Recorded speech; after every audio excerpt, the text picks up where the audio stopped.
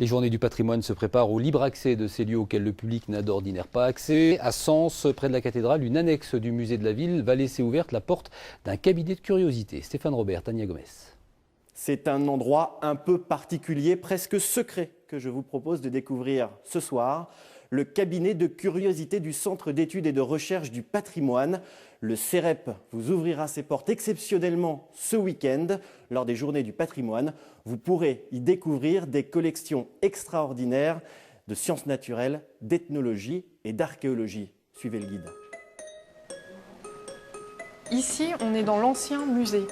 Donc, ça a ouvert ici, cette pièce en 1891. C'est resté ouvert jusque dans les années 1980, au moment où les collections du musée ont déménagé dans l'ancien palais des archevêques, qui est à côté de la cathédrale. Et à partir de ce moment-là, c'est resté fermé au public pendant 30 ans. Et pour les journées du patrimoine, on a décidé de rouvrir cette salle pour les visiteurs, pour qu'ils puissent redécouvrir pour certains et pour d'autres vraiment découvrir cette collection. Parlez-nous un petit peu de ce que pourront découvrir les visiteurs ici, dans cet endroit qui paraît être figé dans le temps quelque part.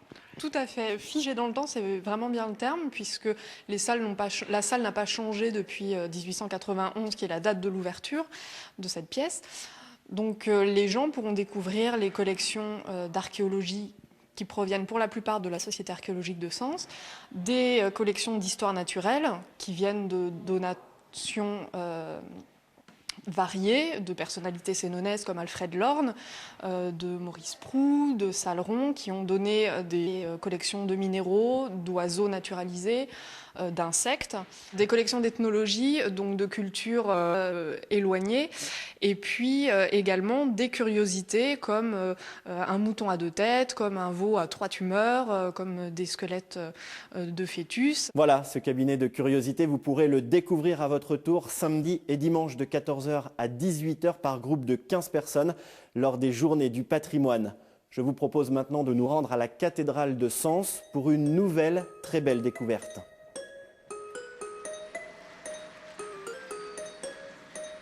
Nous voilà maintenant au sein de cette majestueuse cathédrale de Sens qui a fêté ces derniers mois ses 850 ans, on s'en rappelle. Et pour en parler, je suis avec Bernard Brousse de l'Office de tourisme de Sens et du Sénonais.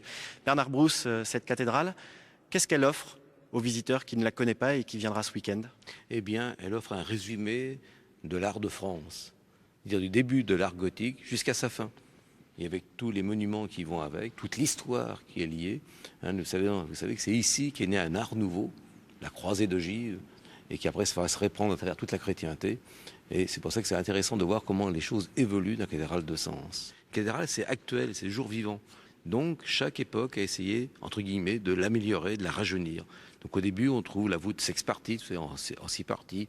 Et puis ensuite, on évolue, on arrive jusqu'au gothique flamboyant, avec les magnifiques roses du transept. Alors Bernard Brousse, il y a une spécificité dans cette cathédrale, c'est la tour. Elle ne sera pas ouverte ce week-end.